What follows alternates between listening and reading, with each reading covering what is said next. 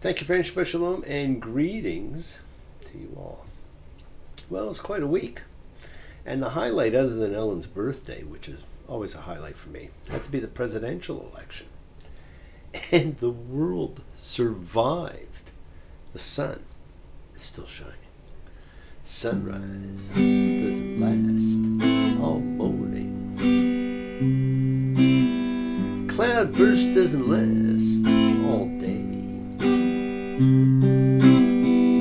Seems my love is up and has left you with no warning. Not always gonna be this great. All things must pass. All things must pass away. Well, we're all still here. Although it'll be interesting to see how many of the rich and famous who said they'd be moving actually move. I mean, last time none did. People need to realize they have to say what they mean, or what they say becomes meaningless. And we're going to read a little about that this week. And I wonder if there will be another onslaught of people buying emotional support animals for those not lucky enough to go to Harvard or Princeton, who closed classes for those traumatized by the results, to help them get through with them. Now, animals are our greatest friends, and they benefit us in so many different ways. Now, we got to praise them last week and do our blessings for them. When I talked about Noah, I mentioned the blessing of our daily Thanksgiving prayer, which came from there. The Modet Ani, I give thanks, and we do. We actually give thanks every day, my friends, but sometimes in our busyness, we do not take the time to realize it. But in just a few short weeks, there will be a National Day of Thanksgiving, which of course kicks off the Christmas retail season. I'll take the time. Give thanks. There is so much to be thankful for, so much to be grateful for. And I'm grateful to all of you who watch, who listen, who read, who share your sacred time with me. Thank you all.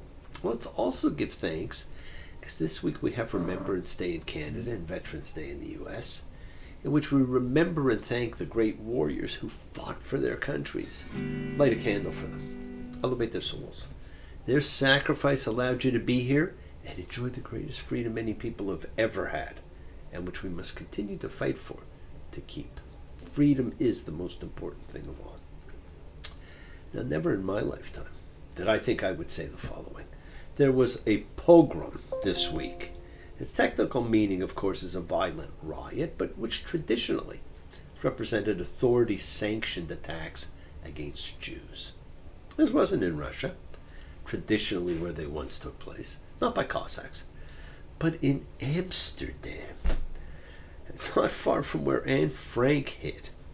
Now, it occurred 86 years from Kristallnacht, the night of broken glass, November 9th and 10th of 1938, when Germany declared war on German and Austrian Jews and destroyed their synagogues, businesses, homes, and lives. This one was where there was a soccer game. And because of the power of the internet, you can actually watch it unfold as the cries of Free Palestine hung in the air. Innocents were beaten mercilessly. Victims were run down with cars. Where's the voice of reason? When will this end? Where are the so-called friends of Israel? Now, our energy can go to one of two places, my friends. It can be poured into maintaining the structure of our personality, or if we disidentify with those structures, it can be liberated for our development and growth. We all want to develop and grow in each lifetime. Your outstanding, healthy qualities always include caring deeply about the dignity of your fellow humans. It's built into the Torah, and maintaining strong personal convictions. And you all have the ability to make things happen, and to champion, to protect, to empower other people. As we empower each other when we gather together as a community, because we do empower each other, because we celebrate common belief and faith, collective consciousness of seekers showing faith, any and all faith, love any and all love, a true chavura, fellowship. As we express our nature of kindness, compassion, thoughts, feelings, hopes, dreams, and wishes, it unites us all in this community house of spirit, Bethroth, sharing and bringing light, keeping fear at bay. And even though we do this together, we are each individual in our own approaches, each connecting in his or her their own way. So once again, go ahead and invite everybody you know, physically, digitally, psychically, emotionally, or spiritually, to gather and share. From Psalm 133, the Hine Matov, come together. Hine Matov, Shevet Achim Gam Yachad. Hine Matov, Umanai, Shevet Achim Gam Yachad. How good and how pleasant it is for brothers and sisters together. Community. Community. Community. Together. We support each other in this community, my friends, so let's all spread love, goodwill, and fellowship to the world. Remember, this is your setting aside just a little bit of sacred time in your own sacred space to honor and converse with whoever, whatever you happen to believe in, because believe it or not, we all believe in something. Even you atheists out there, you still believe in something. That's a part of your kavanah. It's your intention. It's what you put out to the universe. It's your goodwill. And goodwill and intention are the roots of what you can control, of what you can correct when you go offline, my friends. Your intention sets in motion everything that occurs in your lives. So let's take some time now. Let's use that intention. Let's send some of that goodwill, some light, some healing out to whoever you know that needs it. Healing and renewal is for everyone, everywhere. It just floats through space, finding those in need.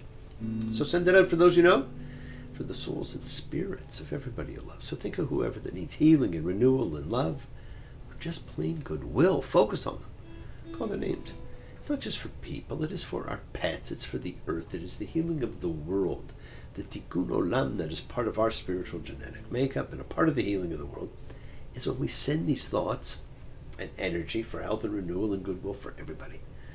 Now, they don't have to be sick, even though it is the prayer said most of the time in every synagogue service for the sick, but it's for all those in our hearts and our minds.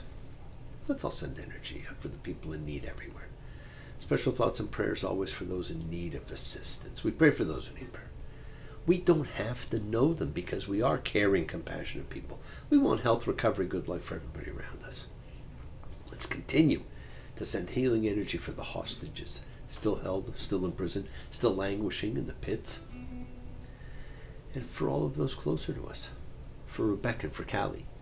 For Leora and Bill and Miriam. For Shayna. For AJ and Amin. For Gabby and Jessica. For Trevor and the Elf. For Terry, Snoopy. For Carson, Sabrina, Dave. For Paul and Maria. For Pammy. For Marlu and Gloria and Lucy and Inura. For Alan and Johnny and Ferd. For Kathy.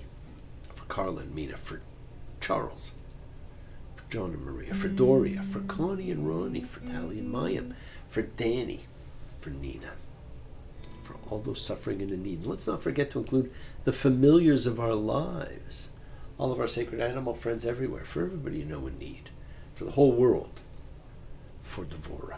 Friends, it is the kindness, the healing wishes, goodwill, and love we all send out. It just circles the world finding those in need. So thank you, each of you, for all you do, for all you care.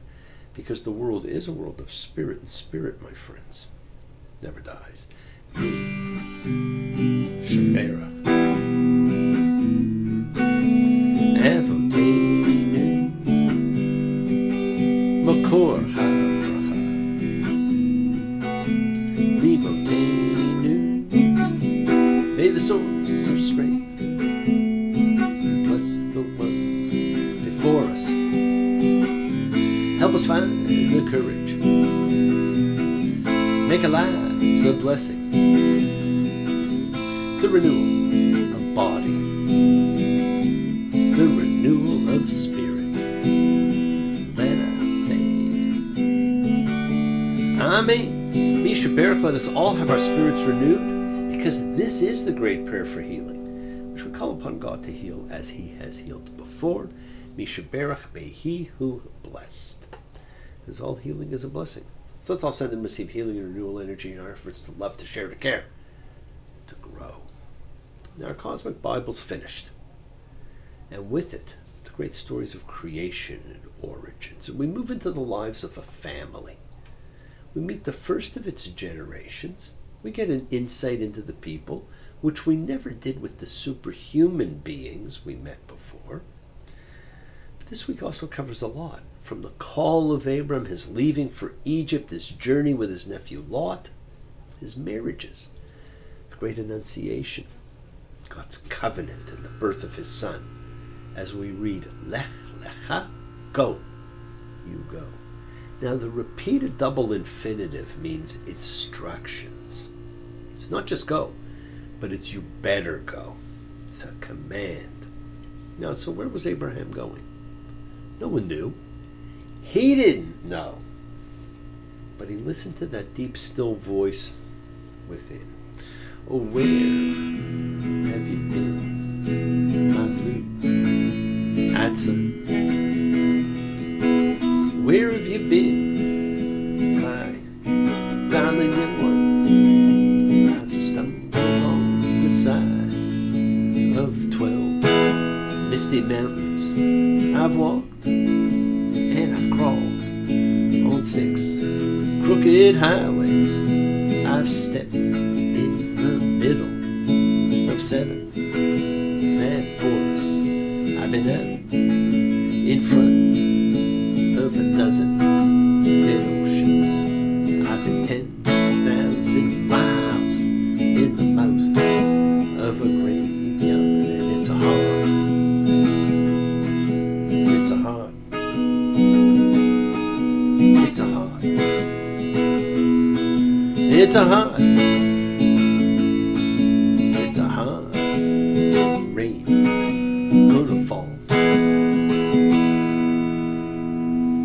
Now, of course, when I think of that song, I think of, like, the book at the end of Elf, where he's talking about all of the things he went through. And I think of the 6 and the 7 and all the rest anyhow. This individual is told to gather his wife and belongings and leave. I didn't know where. And when we wonder, where is he to go? We find out. Genesis 12:1. To the land that I'll show you. That doesn't tell you a lot. But what it does tell you is it takes faith. We know nothing about this man. But we see he is either blindly obedient or he has faith. I'm not sure which of the two it actually is. Genesis 12:4. And Abram went forth, as the Lord had spoken to him, and Lot went forth with him. Abram being 75 years old when he left Haran. And Abram took Sarai his wife, and Lot his nephew, and all the goods that they had gotten, and the folk that they had bought in Haran. They set out on the way to the land of Canaan. They came to the land of Canaan. Well, you could certainly see certain things there. He's not a young man, he's old. 75 years old. He packs up his wife, his goods, his nephew, his slaves, and off they go. They reach their destination, and as will happen several times, challenges arise. Tests will be made, just as we all face in our own lives. And those opening instructions to Abraham will once again be given by God to Abraham next week when his son is with him. And friends, in my last extended stay in Jerusalem, I did that same journey. From when God pointed out the mountain that Abraham was to go to. And I've walked that road. I've stood where Abraham stood, and I've looked out and I've seen Mount Moriah. But I'm getting ahead of next week's stories. Now, we're being told that elderly Abraham, and I'm going to use his name that we know him as, Abraham, because his name was changed, is going to pack everything up and follow a voice. All these stories this week are really just the establishment of backstories in the life of Abraham and Sarah, the first patriarch and matriarch in Judaism. And for that alone, they need special stories to tell us who they are. And pay attention to the journey from Ur in Mesopotamia to Egypt, and then ultimately to Jerusalem. This geographic description depicts what would ultimately take shape as a great kingdom. Now, is it fair to consider this a faith story? If he had such faith, why did he build his life on a throne of lies? The biggest lies are the ones in Egypt. But he would probably risk being canceled today because he was a slave owner. But I'm sure he didn't know any better. This is 4,000 years ago. And the treatment by his wife of this Egyptian slave who was actually also his wife is shocking. But let's not talk about it. We never do. We not only get to know the first family of the Bible, but we get the first taste of God's messengers, the angels. In fact, we see the first real angel stories of the Bible. The first is when Sarah, in her inability to give Abraham a child, tells him to marry her slave Hagar and have a baby with her. Genesis 16:9. It's presented as the first annunciation scene in the Bible. And the Lord's messenger said to her, and messenger means the Lord's angel, "Look, you will bear a son, and you will call his name Ishmael, for the Lord has heeded your suffering." And Hagar bore a son to Abram, and Abram called his son whom Hagar had borne Ishmael. And Abram was 86 years old when Hagar bore Ishmael to Abram. Now Hagar's a slave, the property of Sarah, not her maid, as is often presented. She was given to Abraham as a wife, not as a concubine. Genesis 16:3. And Sarai, Abram's wife, took Hagar the Egyptian, her slave girl, after Abram had dwelt 10 years in the land of Canaan, and she gave her to Abram, her husband, as a wife. Therefore, Hagar's progeny is a legitimate son, and it's a legitimate firstborn son. So far, we've seen God's promises made are promises kept. To Abraham for children, and to Hagar for the survival and thriving of her son. The key players seem to all have faith. Hagar had faith. Abraham had faith. Pharaoh even had faith. And the part about Pharaoh was left out a lot. He had faith in what was right. And Abraham's faith will be tested next week, in particular in the penultimate Torah reading of Judaism.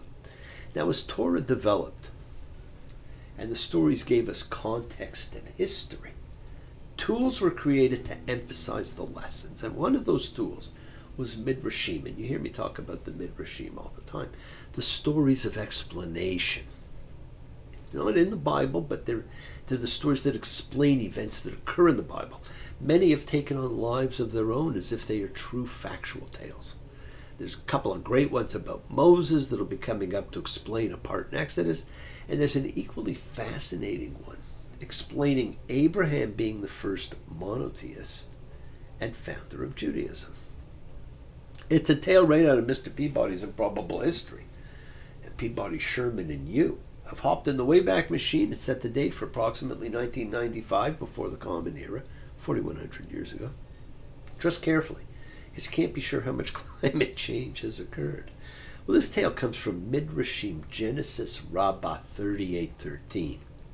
It's also an incredibly prominent story in the Quran. So the story goes that Abraham worked for his dad, Terah, in his shop. I guess it was a family business. Terah was an idol manufacturer. He once went away and left Abraham in charge of the store. Man walked in, wanted to buy an idol. Abraham asked him how old he was, and the man responded, 50 years old. Abraham then said, "You're 50 years old, and you would worship a day-old statue?" At this point, the man left ashamed. Later, a woman walked into the store. She wanted to make an offering to the idols. So Abraham took a stick, smashed the idols, placed the stick in the hands of the largest idol, and when Terah returned, he asked Abraham, "What happened to all the idols?" Abraham told him the woman came in to make an offering to the idols, and the idols argued about which one should eat the offering first. The largest idol took the stick and smashed all the other idols. It's a great story. Well, Terah responded by saying, "They're only statues. They have no knowledge." Whereupon Abraham responded by saying, "You deny their knowledge, yet you worship them? from this we now know that Abraham knew idols were not gods. There was only one God. Now, in reality, it's a great story. Ancient man, much to the world's chagrin, did not worship idols. The idols were simply representations of natural events such as wind, rain, lightning. Now, people will tell you this Midrash story as if it were the gospel truth, but it ignores an incredible amount of information regarding the journey to Egypt and what took place there and the journey from Egypt to Canaan. We must understand every section of the Torah with an awareness of what preceded it and what's actually going to come after it. It's an amazingly unusual book in that way, if in no other. Well, during his wandering, there's a famine, and he and his wife head to Egypt, kind of like a precursor to what will happen with his descendants during another period of famine, Jacob, Genesis 12:11. And it was when he was close to coming to Egypt that he said to Sarai, his wife, "Here, I know you're a beautiful woman." Now don't forget, he's in his late 70s, early 80s. It will be when the Egyptians see you that they'll say, "This is my wife," and they'll kill me and keep you alive. Say you're my sister. So it will be good for me on your account, and I'll stay alive because of you. Well, this is actually a pretty big lie. Telling his wife to pretend she's not his wife but his sister, which actually it turns out was true, but it is deceit. There's no historical evidence that this ever happened, but it is something that would be very common in war settings, that they would kill the men and keep the women. So where was his faith here? He left home and went to a land he did not know he was going to, but he's afraid now. Why? That's an unaddressed topic, so feel free to address that one. Write your own midrashim about it. Genesis 12:17, and the Lord plagued Pharaoh and his house, big plagues, over the matter of Sarai, Abram's wife. What's with Egypt and the plagues? They seem to be repeating there. And Pharaoh called Abram and said, "What is this you've done to me? Why didn't you tell me that this was your wife? Why did you say she's my sister? So I took her for a wife for myself. And now here's your wife. Take her and go." Now Pharaoh has explained that he followed the Noahic laws, which we talked about last week. No adultery. So had he known that Sarai was married to Abraham, he wouldn't have touched her. In effect, what Abraham had done was he sold his wife to Pharaoh, and he was given great riches in exchange for Sarah. It's all described here. When Pharaoh learns the truth, he throws him out for his deception. The things he accuses the Egyptians of, they never did, but, we hated them anyhow. Now, one of the things he inquired in Egypt was the maid for Sarai, his wife. And her name was Hagar, and she may have actually been the one true love of his life, and he gave her to Sarah as a slave. And Abram's wife, Sarah, not given birth by him. She had an Egyptian maid, her name was Hagar. And Sarah said to Abram, "Here, the Lord has held me back from giving birth. Come to my maid. Maybe I'll get childed through her." And Abram listened to Sarah's voice. Well, he married Hagar. She had a baby. She had Ishmael. She was his wife. Friends, we tend to be driven by one of two forces in life. We either take steps to go to something, or we take steps to get away from something. And those who are motivated by leaving often don't know where they're going in life. And of course, when you don't know where you're going, any road will take you there. I've been traveling on a wing and a prayer, skin of my teeth by the breath of a hair, traveling where the four winds blow, the sun on my face in the ice and the snow. But oh Lord, we pay the price, the spin of the wheel and the roll of the dice. Oh yeah,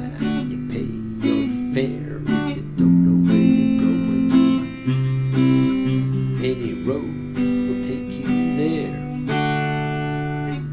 And it's true. Which road was Abraham on? That's a great question. Which road are you on? Where are you going? Do you know? Do you have goals, aspirations? Are you reaching for something, or are you running from something? Many whose lives have been a path of leaving have a much harder time formulating goals. Their energy went into leaving, not going. They don't plan the same way. Abraham is leaving, but he doesn't know where he is going yet. See, our ancient brethren saw things a little differently than we do. What you're going to notice in your reading of the Torah is that they knew, but we believe, or we try to. There's a difference. It's a huge difference. For us, it is faith in, but to them, it was faith that. Yes, my friends, the world is sacred. So is everything in it. Express your gratitude, light a candle, make a wish. Celebrate your life and the lives of those you love. Share your feelings with them. Live free. Be free. Honor your freedom. Be well, be happy, be blessed. Share and honor the light, and all who live in the light and continue to shine, continue to send everybody you know goodwill and love. Pray for peace, freedom for everyone. An end to terror and hatred. Remember, friends, we are a community. We learn together. We celebrate with each other. We love each other. We share this ride together. Men and women equally. Let's all send out love, not fear. Send out peace, harmony, goodwill, and healing to all who need it. Please do. Learn to forgive. Learn to love. Open your hearts. Honor the relationships of your life and tell those you love that you love them. Examine your intentions. Use them to imprint your will on the universe, because we set in motion all that happens in our lives. Our intention, our Kavana, cause, our effect. Everything's linked. You always have time to forgive and be forgiven. You have the knowledge of what's good and bad, so acknowledge what you have done wrong to yourself, to God, and to any person you've wronged. But ask forgiveness. Do so with sincerity, accountability, vulnerability. Forgive those who've hurt you as you learn to be forgiving and compassionate, because the secret of forgiveness, compassion, and peace is acceptance. Can you accept yourself, other people, and the world just as they are? Can you accept life as it is without trying to control it? Because if you do, you can experience the peace that acceptance brings. So keep on dreaming, my friends. Keep on being, keep sharing, keep shining, keep teaching. We're all teachers. Keep spreading joy and goodwill. Do not follow fear, follow love. It's always in front of you. Work to be present in the body. Expand your heart, quiet your mind, because the deepest source of real power lies in consciousness and your ability to be mindful, to be aware, to be present in all of life's circumstances. Love with the heart. They're all part of a greater whole. Embrace love, not fear. Forgiveness, not anger. And be there for someone, because someone will always be there for you, whether you know it or not. Continue to explore faith and belief, and never accept shame as a natural state. Whatever you feel, others have felt. Whatever you've experienced, others have too. We share together, we learn together, and we help each other. Because we're each of us simply trying to find love and acceptance and support. We all have or could have that special someone in our lives, so find them. Tell them what they mean. Because you're never alone on your journey. Keep forgiving those you need to forgive. Keep asking forgiveness from those you need to ask forgiveness of. And listen to the voice of God. She, he, she, it, them, they, whatever other pronouns there happen to be, talk to you. And remember, your connection to God and all He has created is in your body, it's in your soul, it's a part of you, it's a part of me. It's in the wind, it's all of us forever. Listen to His voice. He's talking to you, directing you, imploring you to follow. It will always be something, no matter who you are. Poor man has his worries, just like the movie star. Throw down your trouble, get light on your feet, just listen to the music, boy, and move with the beat. You gotta go, go, go. Go, cat, go. Friends, do not be afraid to go. Follow the voice with it. Thank you for joining me. Have a great week. And I will see you all soon. Shabbat Shalom and blessings to you all. Take care.